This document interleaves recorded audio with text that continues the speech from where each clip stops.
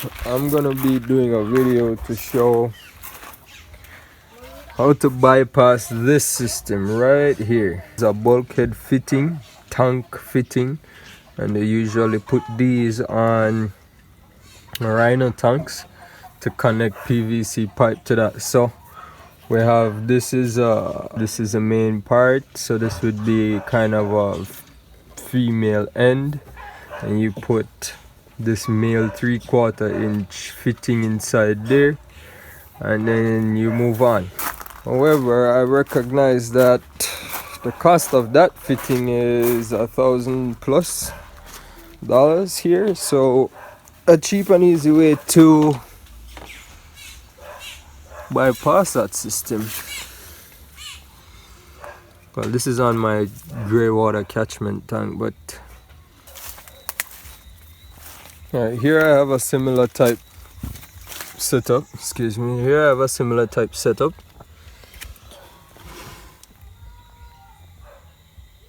And that is the female fitting with my little plastic washers under there and 1/2 inch ball of cuff. And this valve will release water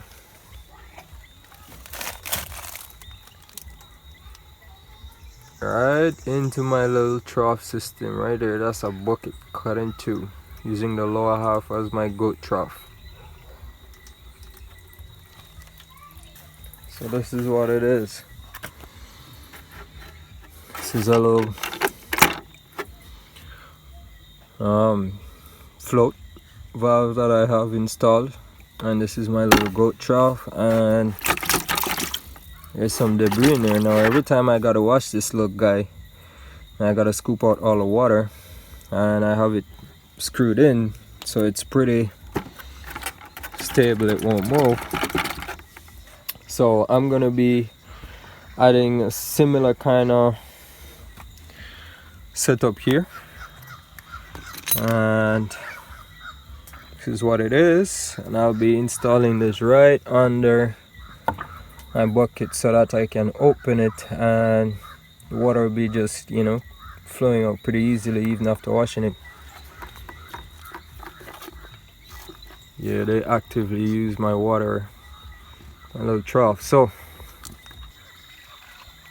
this is what we're looking at.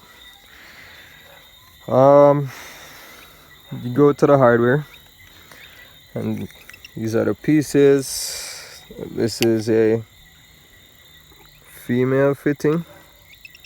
No, this is a male PVC fitting, 1/2 inch. This is a female, and what goes on is that this will screw into here and creates that airtight seal so that water doesn't leak.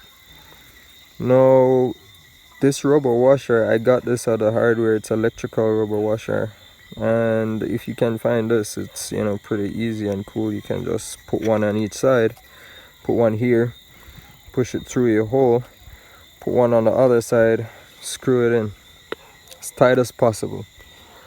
Now the hole you'll need to bore for that is this is what, a 3/4. This is a 3/4 inch hole bit, and this will make it perfect for a 1/2 inch. So look at that, it's just a little bit bigger. I don't know if you can see that there, right? Just a little bit bigger. So that's perfect. Now when I bore that hole, the next thing I do is to amend this female fitting here by cutting right along this line. You can use a hacksaw.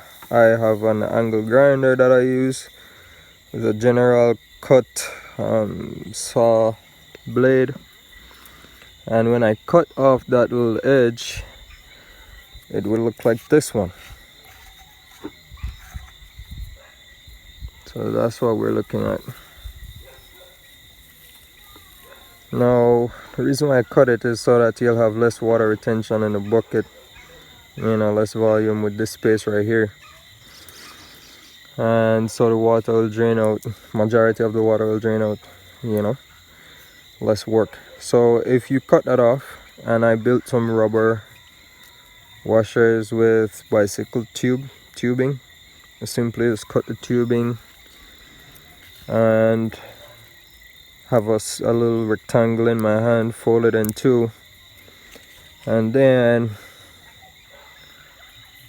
it would be like this, and then I just take the scissors, cut the triangle out, open it, get a diamond shape that's just big enough to go over my pipe fitting with a snug. And the trick is try to make it as snug as possible. As you'll probably see here, it's distorted because that hole is very small, or it just fits on there. And when you have that, you can push it right back to where you want it. You can push it right back, right back, and that will create that airtight seal for you. So I cut 4 of these little tube washers, and I'll put 2 on the top side on the male, and then I'll put, after I put it in a hole, I'll put 2 on the bottom side, and then screw it as tight as possible, and it works, as you can see.